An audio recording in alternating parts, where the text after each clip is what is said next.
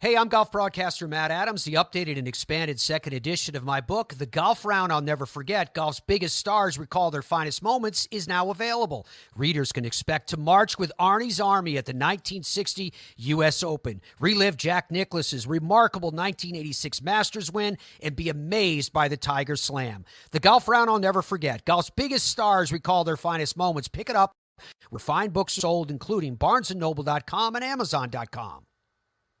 This podcast is part of the Sports History Network, your headquarters for the yesteryear of your favorite sport. You can learn more at sportshistorynetwork.com.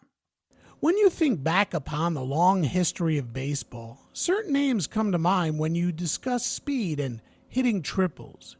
You might think of guys as recent as Rickey Henderson and Vince Coleman hitting one in the gap and stretching a double into a triple. Or maybe a guy like Maury Wills, the great Willie Mays, or even guys like Ty Cobb, Eddie Collins, George Case, and Louis Aparicio. But when it comes to legging out a triple, no one in the history of Major League Baseball had more than Wahoo Sam Crawford.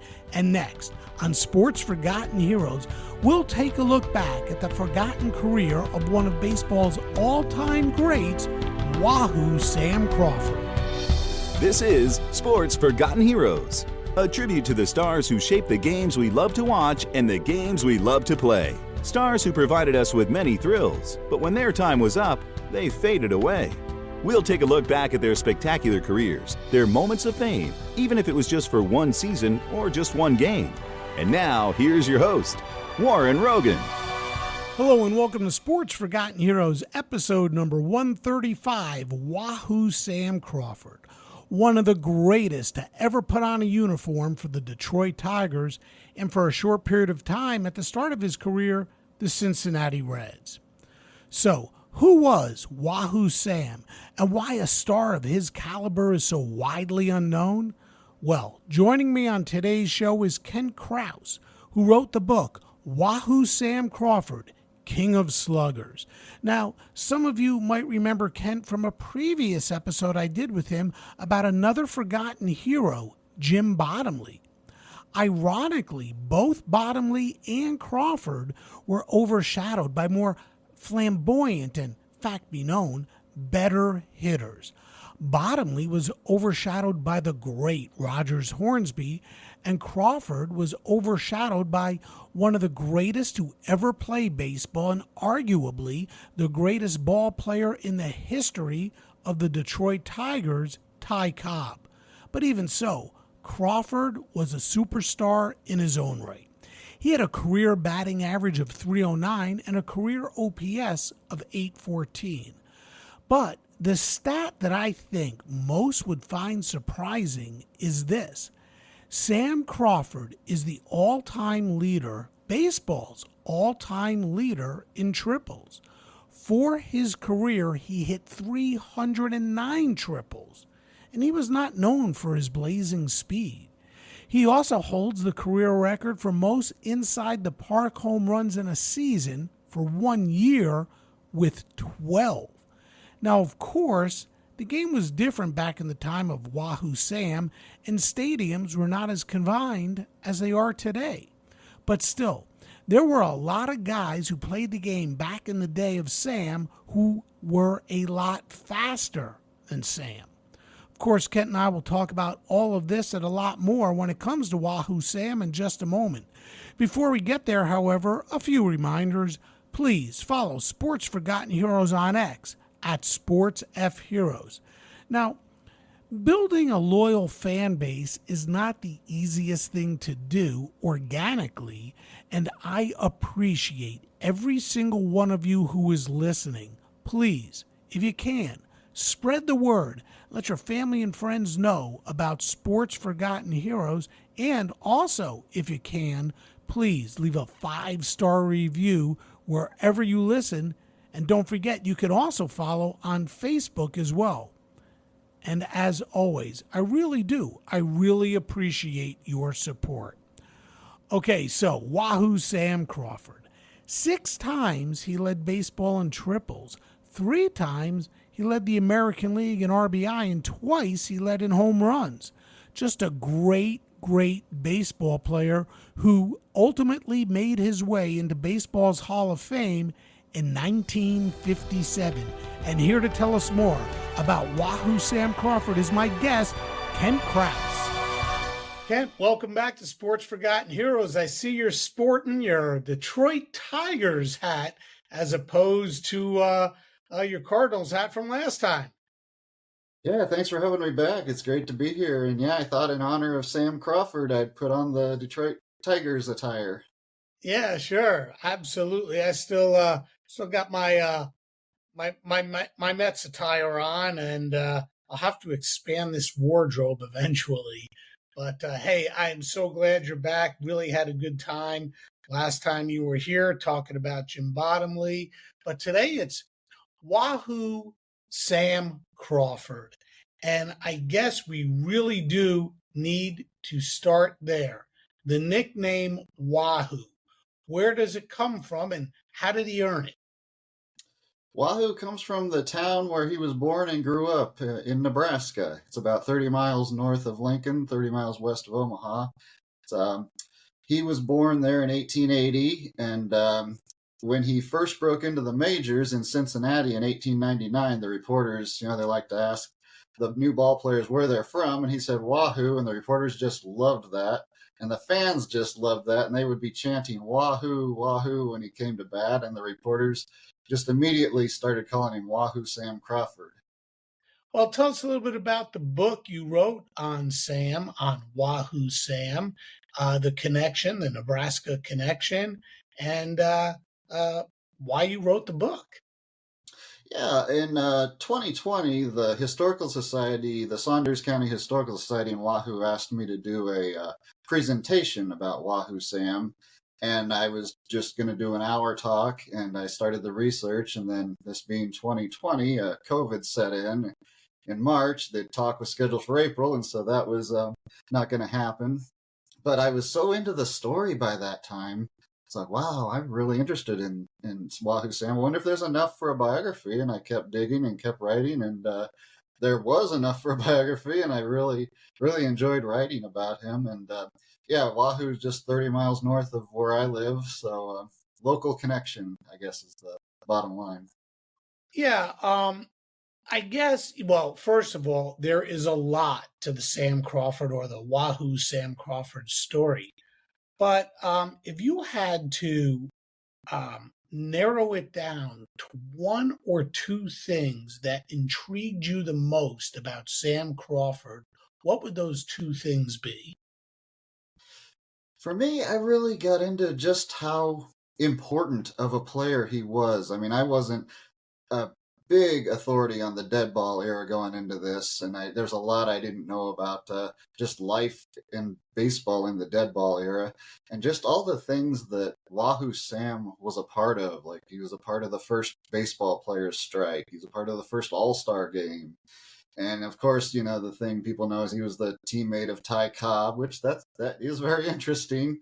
Yeah. And just how consistent he was year after year as a top slugger. So, yeah.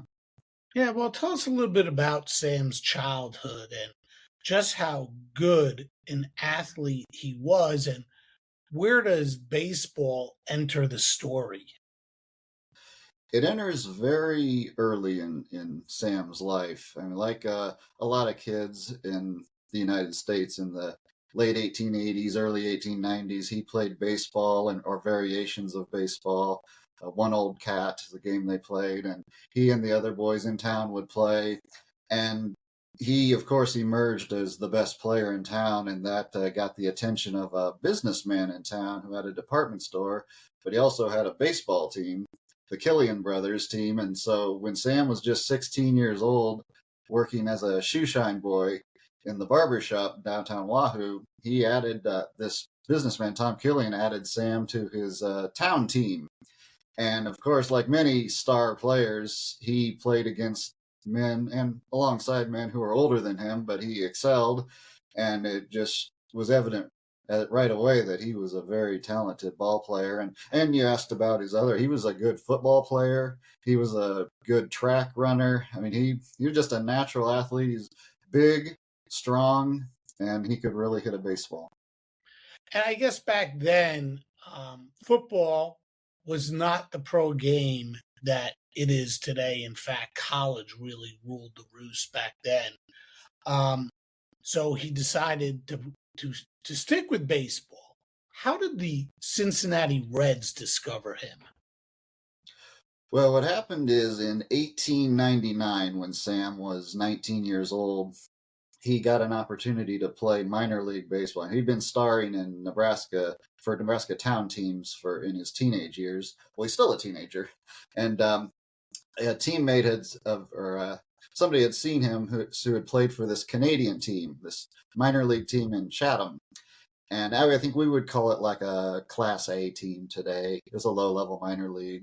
And he told his manager, hey, there's this guy back in Nebraska where I'm from. He's really good. You ought to give him a shot. And so the manager said, all right, fine. Said, here's travel money. Let's bring him out here. So Sam gets on the train, travels out to Chatham, Canada. It's in Ontario, but probably 50 miles east of Detroit.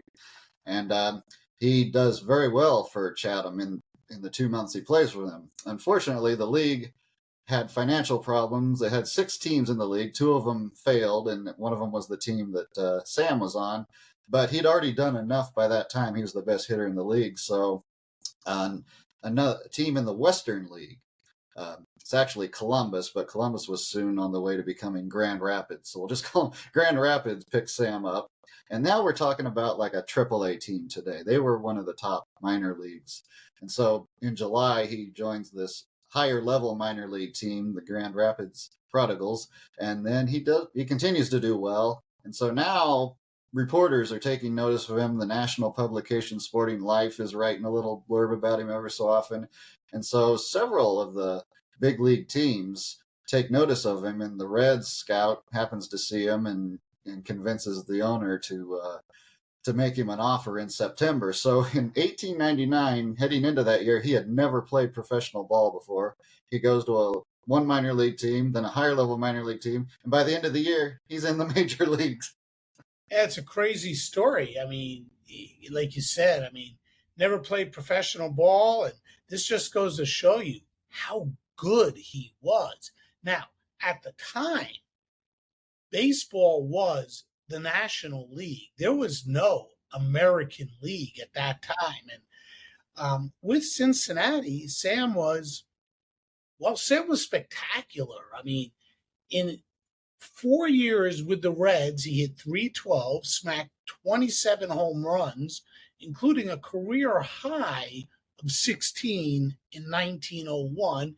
And over the 4-year period, he knocked in 261. Oh, you also had 60 triples, and we're going to get into some of the talk about triples. But then the American League came along in 1903. So 1899, he's with the Reds. 1900, he's with the Reds. 1901 and 1902, he's with the Reds. After 1902, Sam left Cincinnati for Detroit. And that's when the American League started, 1903. Why? Why take a chance with a new league instead of the security of the Reds and the National League? What made him decide to jump to the American League? Well, in 1902, as the season's going on, the American League is actually existing as an outlaw league. They've declared themselves a major league, and they're continuing to raid the rosters of National League teams. And so Detroit sets its sights on Sam, and they send some players to go talk to Sam about jumping over to the American League. And at this time, players had no real bargaining power to raise their salaries unless there was a baseball war going on. Like earlier episode, you talked about the Federal League. Well, this is an opportunity for the players to make some money by getting the American League and National League clubs to bid against each other because they don't respect each other's reserve clauses. And so Detroit makes Sam a lucrative offer, and he signs. And then he's able to use that to get the Reds to make him an even better offer than they would have made. So his name is on 2 contracts, one with the Reds, one with the Tigers. And then there's this big controversy in the press, and people don't know where he's going to go. Who's he going to play for? The Tigers or the Reds? The Tigers. It extends into the off season, and then Sam himself finally says, "All right, I'm going to go. I'm going to stay with the Reds." But what happens is the American League and the National League make peace. They sign a peace agreement in 1903, January of 1903. And so then you've got all these players, and Sam's not alone in this. There are several players who have signed a contract with a team in each league. And so they get together as part of the peace agreement, and the owners decide that this player will go here, this player will go there. Well, Sam has decided he will go to Detroit. One factor is that he signed his contract with Detroit first, and Gary Herman, the Reds president, was furious because Sam is this top player. He can't accept this. But in the interest of peace, it was one of the last sticking points between the two warring leagues. He agreed to let Sam go to the Tigers reluctantly, and so it's a kind of complicated story. Yeah, as you just alluded to, I just finished up the podcast with Dan Levitt about the Federal League. And Sam was also around during that time. Jumping ahead, was Sam ever approached about moving from the Tigers and the American League to the Federal League? And if so, what kept him with Detroit? He definitely was approached. In fact, the Federal League targeted Sam. He was on this world tour with John McGraw and several other star players. Were going around the world that off season, the 13-14 off season. And as the ship is coming back to New York, there's a lot of speculation about, well, where's Sam going to go? The Brooklyn Tip Tops were the leading Federal League team that wanted Sam. They were purportedly offering him $10,000 a year, and Sam was making $5,000 with the Tigers, and so that got his attention. Well, he meets with Navin, the Tigers president, and Navin gives him a good deal. He signs him up for $7,500 for 4 years, and so the Federals maybe would have given him more that first year and that second year, but as we know, the Federals didn't last past 2 seasons. And so he stayed, and I think Sam kind of saw the possibility that the Federal League might not be able to succeed in their campaign to battle the 2 established major leagues. And so I think he wanted to stay with the more stable option, and Frank Navin made him a good enough offer to stay with the Tigers.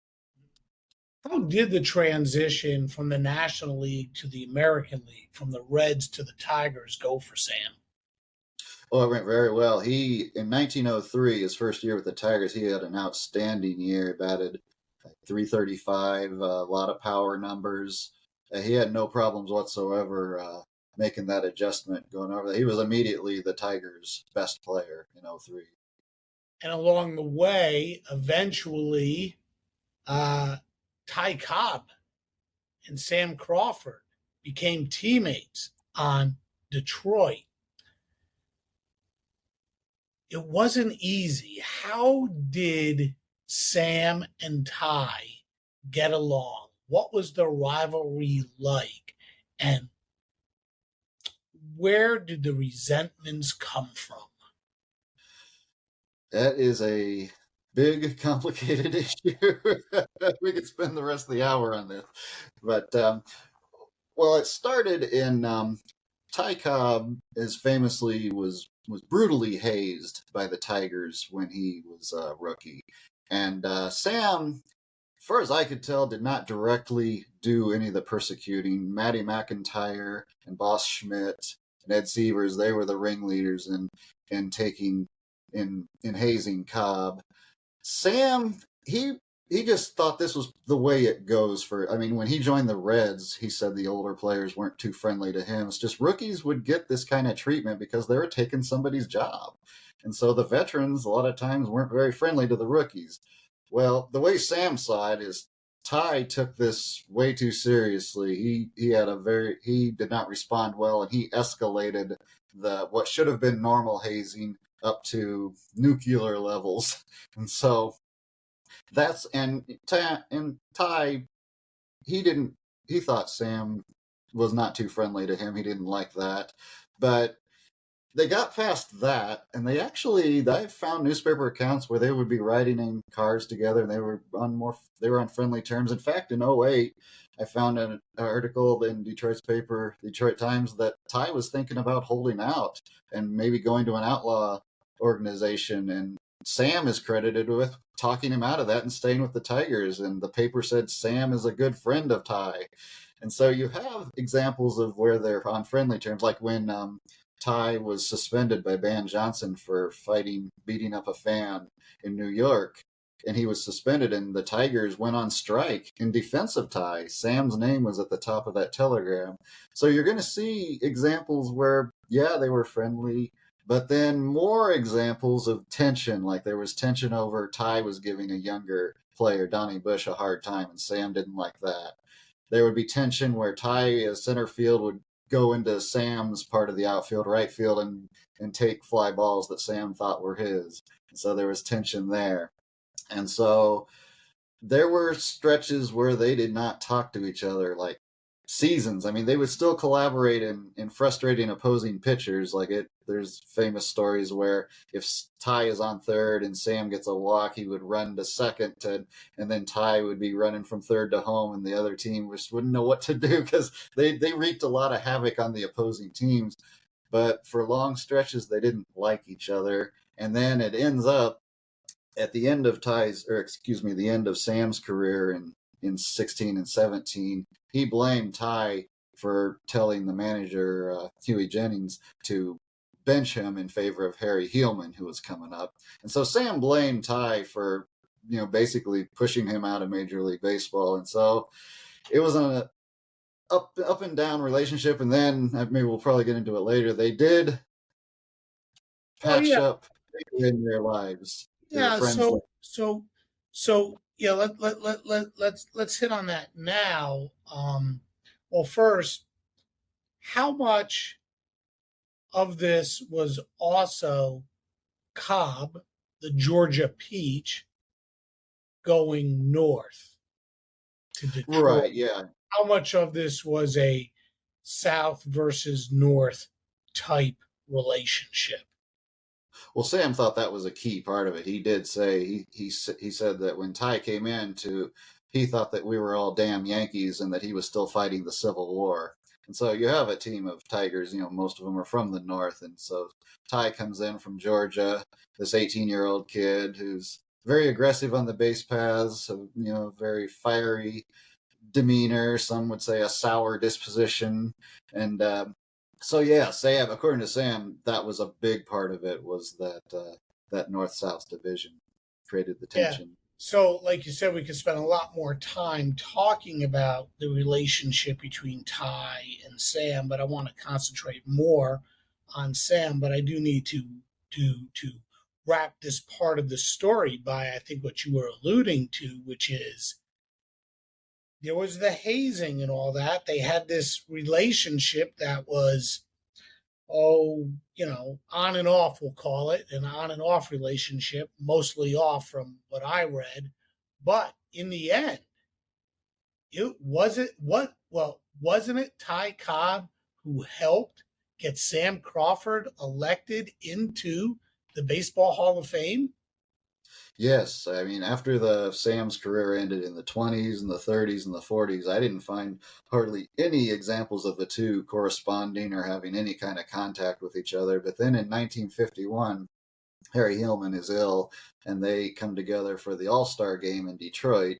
A lot of old Detroit players, and Cobb and Sam reunited on friendly terms, and they, apparently, it was like they were able to get past all of the past tensions. And then after that, Ty launches this campaign to get Sam into the Hall of Fame. Ty had done this for Harry Hillman. He did this for other players too, but he really devoted his attentions in the 50s to getting Sam in the Hall of Fame. And he would write letters to the Veterans Committee members, and he would write to newspapers and extolling how great Sam was as a player. And he worked long and hard to get Sam in, and in 1957, Sam got in. The veterans voted him in. It's crazy to think that Sam Crawford struggled to get into the Hall of Fame. The guy had an absolutely marvelous, phenomenal career. And as we all know, baseball looked different back then. Give us, and I'm going someplace with this, give us a little background on what baseball stadiums looked like back then, what their dimensions were, how home runs were hit. It's not like today. When you hit a ball over the fence, it's a home run. The game was a little different back then. Talk to us about that.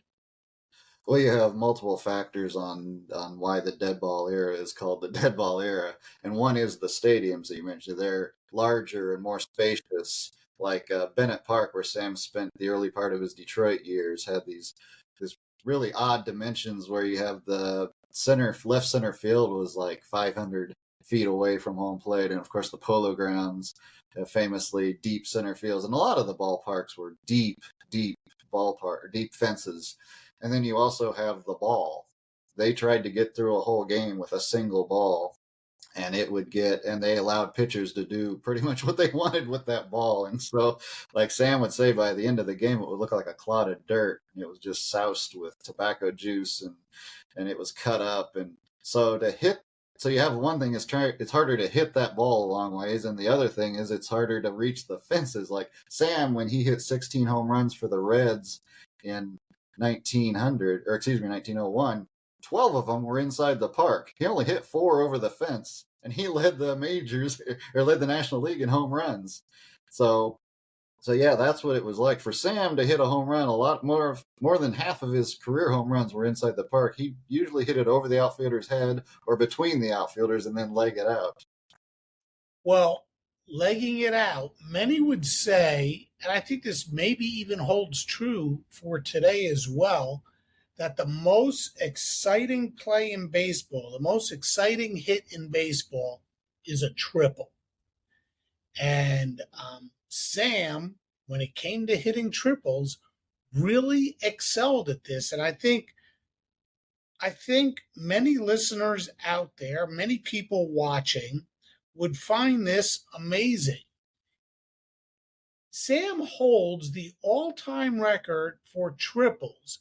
He hit 309 of them. Not Rickey Henderson, not Vince Coleman, none of the speedsters of today. It's Sam Crawford, 309 career triples. What made him such a great triples hitter? And by the way, you alluded to it with the inside the park home runs.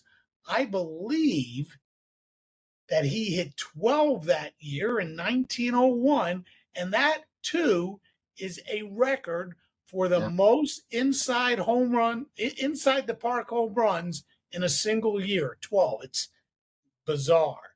But what made Sam such a great triples hitter? Because if I also follow correctly, it's not like he was the fastest guy on the field. Yeah, that's correct. Sam wasn't the fastest guy on the field, but what he was is he was one of the top power hitting guys, and he had above average power for a power hitter, above average speed for a power hitter. So what he would do is he would hit the ball over the outfielder's head a lot or into the gap. And of course, those fences are way back there in the dead ball era. And so that gave him a lot of opportunities to hit triples. So yeah, that's really the combination of why Sam is 309 career, 12 inside the park home runs. He's going to be in the record book. I just don't see those records falling unless the game of baseball changes drastically.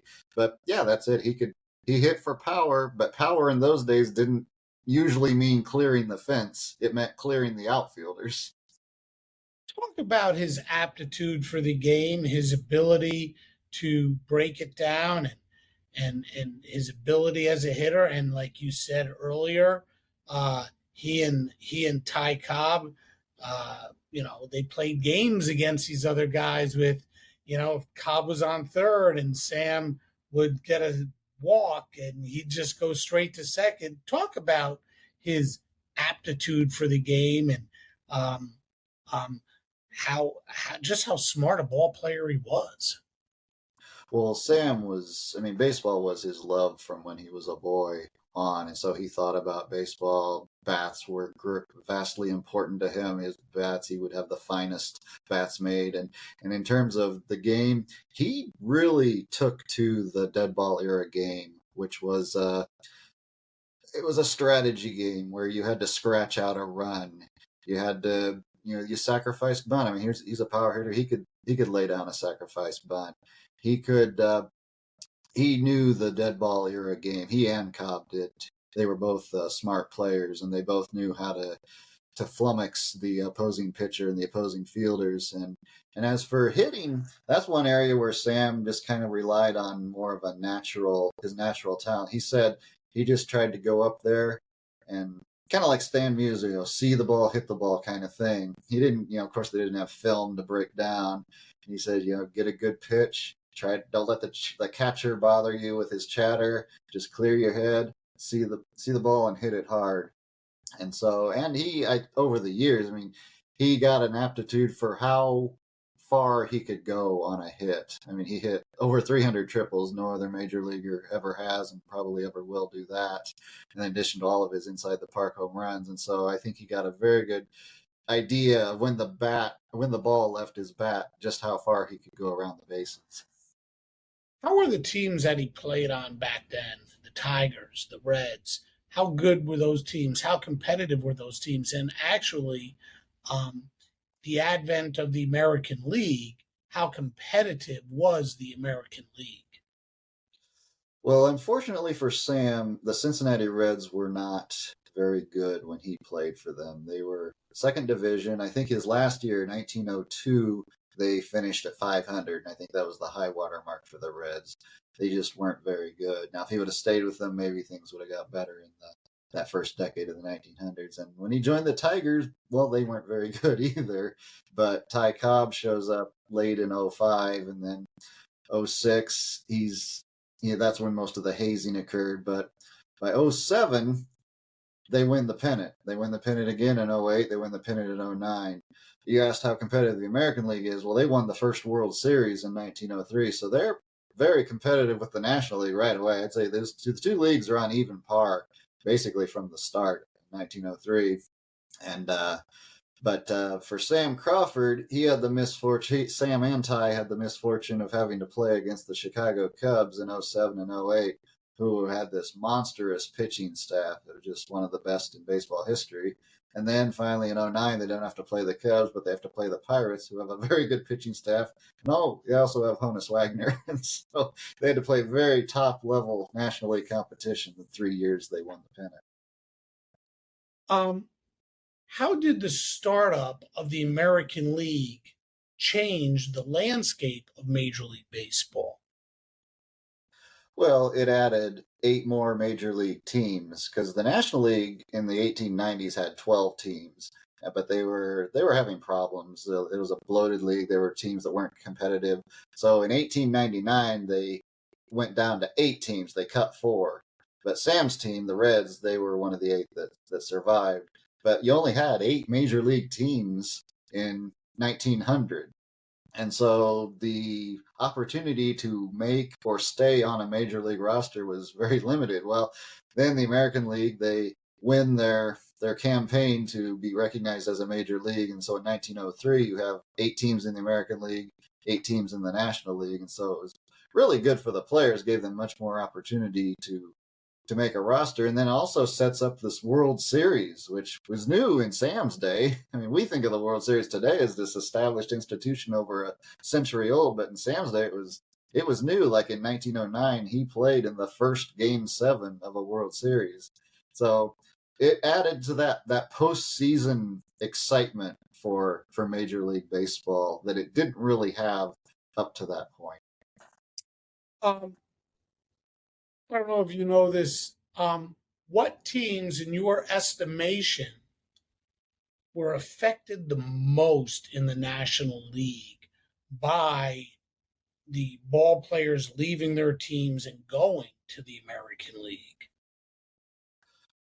Well, the Reds, they had lost a talented outfielder, Jimmy Barrett, before Sam. He came up with Sam. He was really good. He got injured, but later on, so he's not in the Hall of Fame. But the Reds got roughed up pretty bad. I'm trying to think of other teams that got, because there's so many players that well, like John McGraw came over to the American League, but he couldn't get along with Van Johnson. He only made it 1 year there, and then he went to the Giants in the National League. So I know the National League overall was really getting they were really taking it on the chin with this war, because A, they had to pay players more to keep them when the American League was their enemy, and then B, they were losing players. So yeah, maybe the Reds took it the worst because they lost Sam Crawford, Jimmy Barrett, and I know. Oh well, Lajoie, he went. He was one of those that jumped from the Nationals to the Americans. There were others, but yeah, it did hurt several National League teams. We've talked a lot about Sam at the plate. What about his ability in the field? What kind of a defensive ball player was he? Well, early in his career, he did receive praise for his fielding abilities. Like Honus Wagner said, he was one of the toughest guys to try and run on when you're on base. He had a strong arm. When Sam was a teenager playing semi-pro and town team ball, he was a pitcher. So he had a strong arm. He, in his younger days especially, he was pretty fast for an outfielder. He could field the position. He was never, I would say, one of the top guys. He was never a Harry Hooper out there, but he was very good in the outfield. But then later on in his career, like in his 30s, maybe from age 32 on, he started to decline, and that was really one of the reasons why he was able to be pushed out of the Tigers roster, because the Tigers manager wanted him to play first, and he didn't like playing first, and so he wanted to stay in the outfield. But by the time he was 36, 37 years old, he wasn't a fast, far-ranging outfielder, and so it showed. Did Sam have any game in particular over the course of his career, 2 or 3 games that are just extraordinarily memorable that you can recall and share with us? Memorable moments that are just, wow, I can't believe that. Well, he had several games where he would go 5 for 5. Like I remember one year in 1904, he was experimenting with that choked up Wee Willie Keeler grip. He was one of the few players who didn't use the choked up grip, but he would try it from time to time, and he hit 3 home runs in 5 games, which today doesn't raise eyebrows. But back then in the dead ball era with those ballparks, he that was an amazing power display. I think in terms of a game that really stands out, in 1907, the Tigers and the Athletics were in a tight pennant race, and they're playing a game in Philadelphia, and the Athletics jump out to a 7-1 lead, but Sam drives in a couple runs in the 7th. Cobb does his thing, and then in the 9th, the Athletics put Rube Waddell on the mound to close out the win. They're up by 2. Well, Sam delivers a clutch hit. Ty Cobb, who was actually batting behind Sam at that point, you'd think it'd be the other way around, which it usually was, but not at that point. Cobb drills a 2-run home run to tie the game. Then they go into extra innings, and it goes on, and like I think it was the 14th inning, the Philadelphia batter hits a long fly ball. Sam is playing center field for this game, and of course, not like today when we think of the outfield, you think of a wall there. Well, in this time, you had a rope and a bunch of spectators there. That was your wall in the outfield. And so Sam's backing up. And remember, this is in Philadelphia. And so one of the people in the crowd jostles him as he tries to catch the ball, and it drops. And then they stop the game. There's this controversy. There was only 2 umpires on the field, but Detroit protests. And surprisingly enough, this umpire must have been very brave. They rule in favor of the Tigers and say, yeah, Sam was interfered with, and the batter is out. And so the game continues on 0 after 0, and you think it's probably heading to this exciting conclusion, but what happened is the sun went down, it got dark, and the game ended as a tie.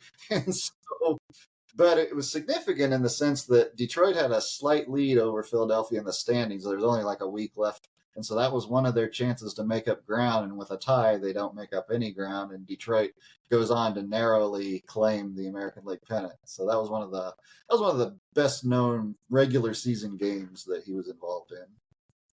What was his life like off the field? Earlier, you talked about he worked in a barber shop.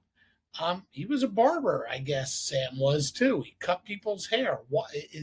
Where did the love for becoming a barber just happen? But because he worked in that barber shop, was there something else to it? Tell us a little bit about Sam away from the diamond.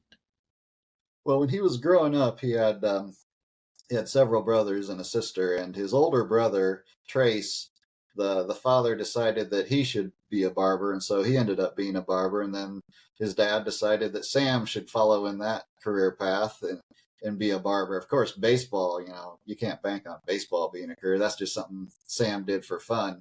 And so he apprenticed him to the town barber when he was 16 years old, and so he started learning the trade, and that's what he thought he would be as a barber until baseball became more of a real possibility. And so, yeah, he did. And he continued, even in his first, I think 2 years into baseball, he was still cut hair in the off season. And so that would kind of be a thing that I think he would razz his teammates with. He would always be trying to shave their heads in spring training, and he had fun with that. And, so yeah, he was, but of course, baseball eventually ended his barbering career. In terms of what he also liked to do off the diamond is he was very into cars. He would buy a new, of course, being in Detroit at that time, I think had something to do with that. He's in the center of the automobile industry. He would like to buy a new car every year. He would like to, I found accounts of him asking an umpire if he wanted to go for a ride after the game, or a teammate if just going for a ride was a big deal back in those days. This is the first decade that cars exist. And what about his home life? His home life, he was a family man. He kind of stood out in contrast to, we think of dead ball era players, a lot of them are rough and tumble and rough characters. Sam was kind of the opposite of that. He was a family man. He was devoted to his wife.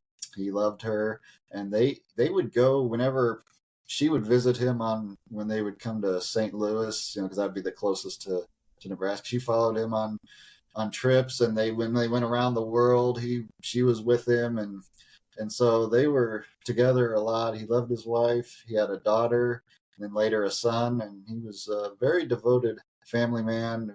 He did not take to drinking. He did not take to smoking.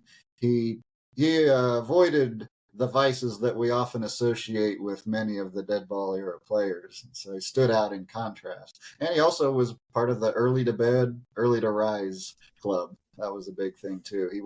He recognized the value of getting enough rest.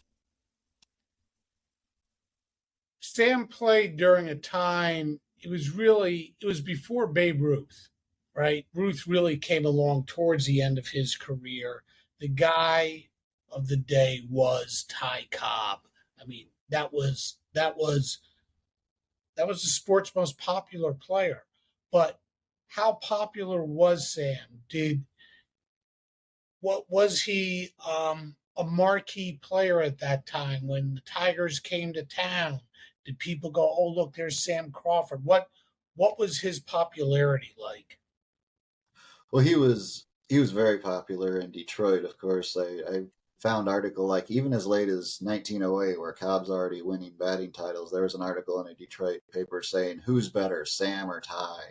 And Huey Jennings rated them very close in ability at one point. Now, of course, as baseball history over the decades, Ty's star and status elevated, and Sam was somewhat forgotten.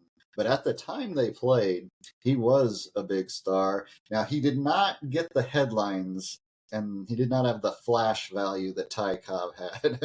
Cobb was getting headlines every week, it seemed like, for something he did on the field or off the field. And Ty, to be fair, he was a better ball player. He was the top star of the dead ball era. He put up numbers that are just phenomenal. But Sam put up numbers. If he weren't playing alongside Ty Cobb, people would, I think, looked at that and go, wow, even more so than they already did. Yeah, because his numbers are pretty amazing. I mean, you go starting in 1905, 297, 295, 323, 311, 314, 289, 378, 325, 317, 314. He would knock in runs. In 1901, he had 104 ribbies. 1909, 97, 1910, 120, he led the league. 115 and 11, 109 and 1912. Again, he led the American League with 104 and 14 and 112 and 15. We haven't even discussed the triples. These numbers 15, 16, 22, 25, 16, 10, 16, 17, 16, 14, 19. I mean, it's just crazy. And in 1914, a career best 26. I mean, this guy put up numbers. Just how good was Sam Crawford? I would say that from 1900 to 1915, Sam was probably the third best hitter in Major League Baseball, behind only Honus Wagner and Napoleon Lajoie. Oh, excuse me, probably fourth, Ty Cobb. Okay, he's fourth best hitter in Major League Baseball. And, that's, saying something, because those guys are legends. And just the consistency, like you point out, with all those RBIs, all those triples, every year you could count on Sam to deliver that kind of production. And even the year, in 1905, he batted 297. That was actually the closest he ever came to winning a batting title, because the league leader that year, Elmer Flick, batted 306. He was only, the league hitting was so far down that in that little era there, I think the average was 240. So Sam's batting 297. He almost wins the batting title that year. And in 1904 was an interesting year because he played in 150 games, and this was his second year with Detroit, and he only hit 254. But he did have 16 triples. He did knock in 73. What happened in 1904? Well, 1904, early in the season, he suffered from very painful boils on his arm, and the Detroit physician had to lance those, and it kept him out. This is in the spring. It kept him out of action for a little over a week. And then around that same time, his father died in Wahoo, and so I think he was dealing with a lot of things that year. And plus maybe there was a factor of American League pitchers, or maybe they had figured a little something out. Now, of course, he would not stay. That was really his only subpar year for a long time, till very late in his career. Yeah, I mean, really, his only subpar year until he was 36 or 37 years old. And I wouldn't even call those disappointing years. I mean, he was 36, he was 37, and, things happen.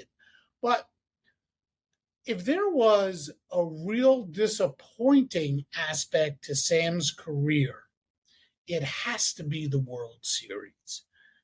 With the Tigers, he played in the series, and you talked about it, 3 separate times.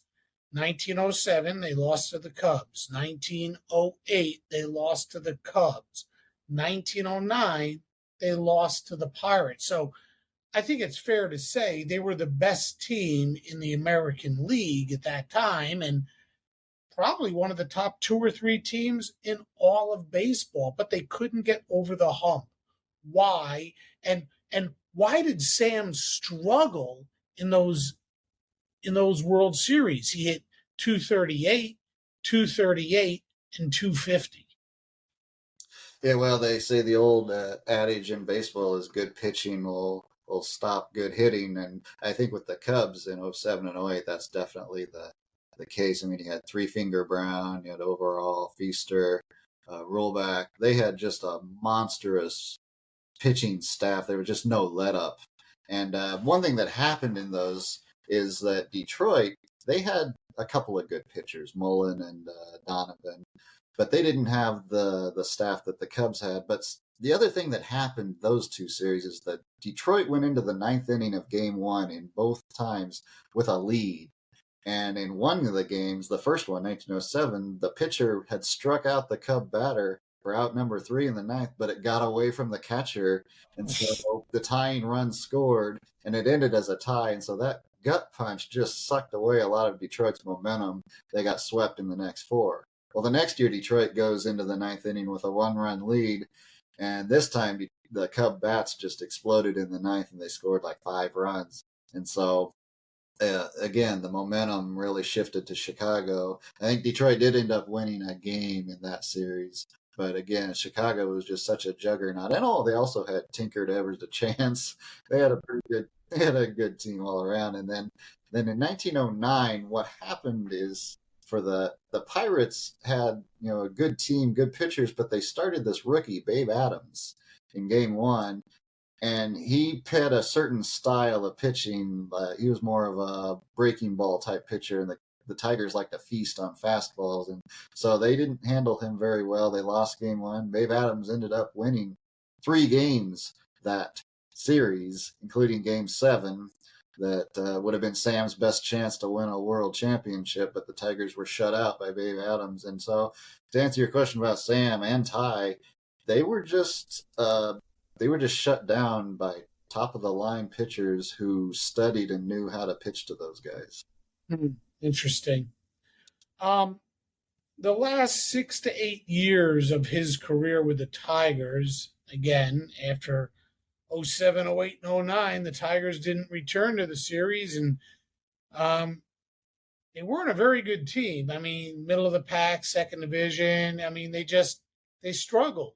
But Sam kept at it until 1917 when his play really fell off. In fact, after he hit 314 in 1914, he followed that with a season of 299, then 286, and then 173 at the age of 37 in 1917. Why the steep drop off, and how much of it was age-related? Well, what happened, Sam had really a great year in 1915. Even though his batting average was down to 299, he still led the league in RBI. I believe he led the league in triples that year.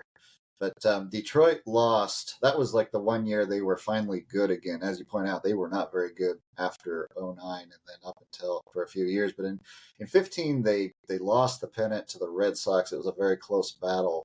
And that was a really tough blow for Huey Jennings to take. And the next year, they had Harry Hillman coming up. Of course, he becomes a great Hall of Famer with a great career that goes through the 20s, but he's the young guy. And so they start to go to him more often in the outfield. He's the younger guy. Sam, how much of his age related? Well, age did catch up with him as a fielder. I don't think it really took away his hitting yet, but he just wasn't that great of an outfielder. They wanted him to play first. He didn't want to play first. And so he has a abbreviated year in 16 because he's on the bench a lot, although they do go back to him in the stretch run. They're battling the Red Sox again for the pennant. They again fall short.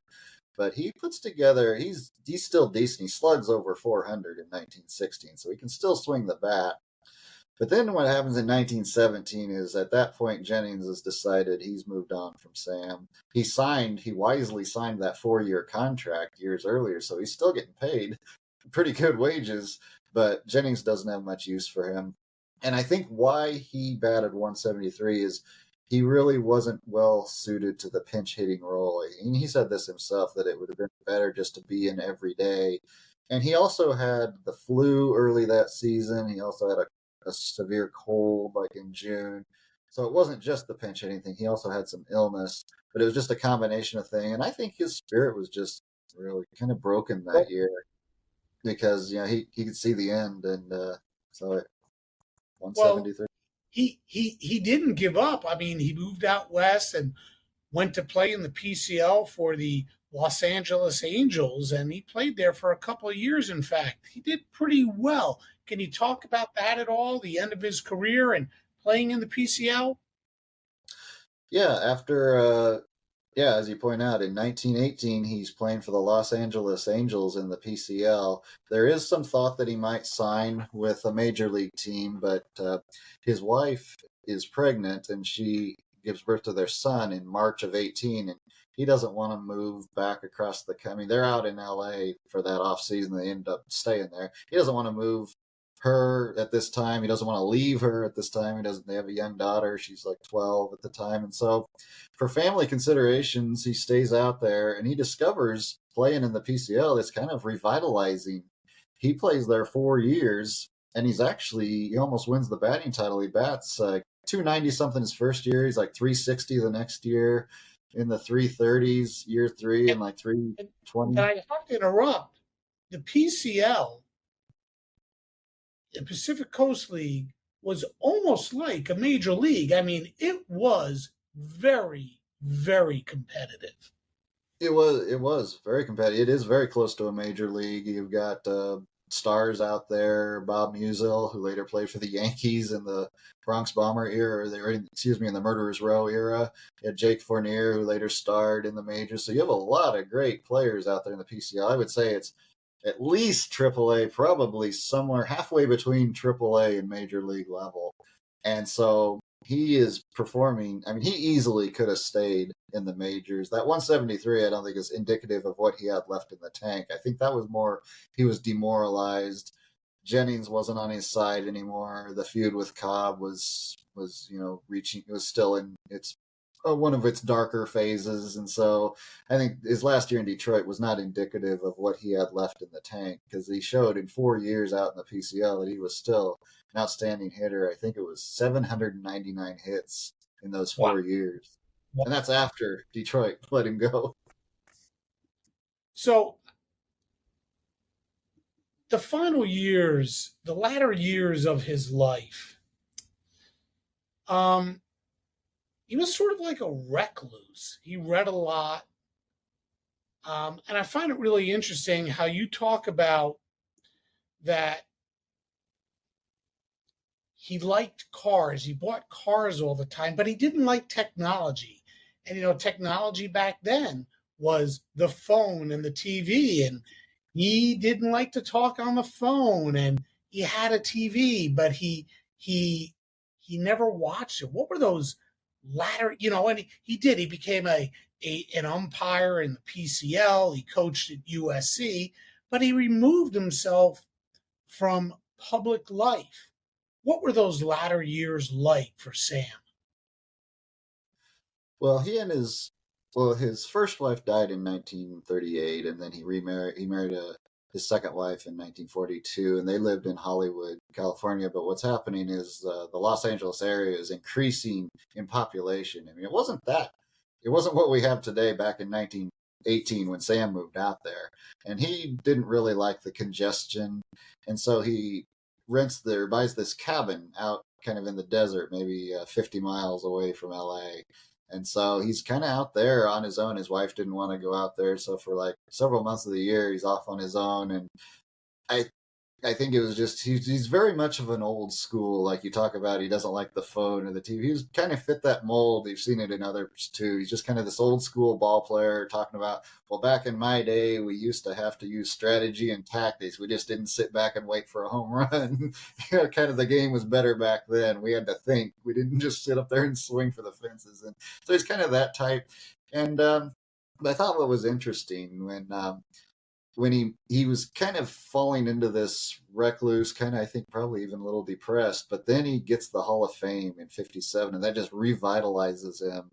And he's 77 at the time, but that just was such a thrill for him to make it to the Hall of Fame. And I think that's the big significance of Cobb's efforts, because I think he gets in if Cobb doesn't campaign for him, but I think he gets in later, like in the 70s, maybe after it's passed on. But fortunately, Cobb got in while he was still alive and could enjoy it. And then he's recognized more, and he has these little Hall of Fame cards that they give you when you're a Hall of Famer, and he likes to hand those out. It's like, I enjoyed the contrast where he liked to be on his own, but he also liked a little recognition. He liked to tell people. And then young kids would write him after he made the Hall of Fame and ask for his autograph. And so he was a complex guy with some contradictions, like we all are. And So yeah, he liked his privacy, but he also liked a little recognition. Wow. Well, Ken, thank you so much for telling us a little bit about Sam Crawford. You wrote a terrific book about Sam. Why don't you tell us where anybody who's interested get a copy of it? And yeah. Sure. Yeah, it's any of the online places like Amazon.com is a good place, and you can go to KentKrause.com, my website, and learn about it there. And there's links to buy there as well. Well, Ken, thank you so much for joining me again on Sports Forgotten Heroes. We'll have to have you back on again. I don't know who we'll talk about, but we'll find somebody. And this has been really enjoyable. Thank you. Thanks for having me back. I enjoyed it too. No doubt, Wahoo Sam had a remarkable career. He averaged 20 triples a year. His career batting average is .309. He averaged 98 RBI, and we didn't even touch upon the fact that he also averaged 191 hits a year and 29 doubles a year. Like I said, simply a remarkable career. Hey, want to thank Kent for coming back on. For more on Kent and to get a copy of any of the books he has written, check out his site, KentKrause.com. That's KentKrause.com. And of course, thanks to all of you for listening, and I'll see you next time on Sports Forgotten Heroes. Hey there, sports history fan. This is Arnie Chapman, a.k.a. the Football History Dude, and I hope that you enjoyed this recent episode presented by the Sports History Network and were able to learn some good old-fashioned sports history knowledge nuggets. I started the Sports History Network back in 2020 with the mission to help podcasters find a community of like-minded sports history nerds, as well as helping aspiring podcasters to start their own shows. We have a little bit over 30 shows on the network right now covering all sorts of sports history, but as far as I'm concerned, we're just at the toothpick in the ocean moment, that can't even figure it out because there's so much more coming. We wanted to create the ultimate headquarters for sports yesteryear, starting with Podcast Network and our website, but we're going to continue to move into other mediums as well. And here's the cool part, because we want you to be part of our team. So if you're interested in starting your own podcast, or maybe being a guest on one of our shows, or who knows, maybe even writing an article for us over on the website, seriously, all you got to do is reach out to us on the contact page over at sportshistorynetwork.com. You can be as technologically savvy as a Neanderthal tapping on a stone trying to figure out this whole hieroglyphics thing back in the day. Again, it doesn't matter, because even if you don't understand the whole podcast space, we have a production team that can pretty much help you out with doing everything. All you got to do, head over to sportshistorynetwork.com, head to the contact page, fill it out. That message goes right to me, and I'll reach out to you as soon as I can. But for now, dude, I'm through if you're through.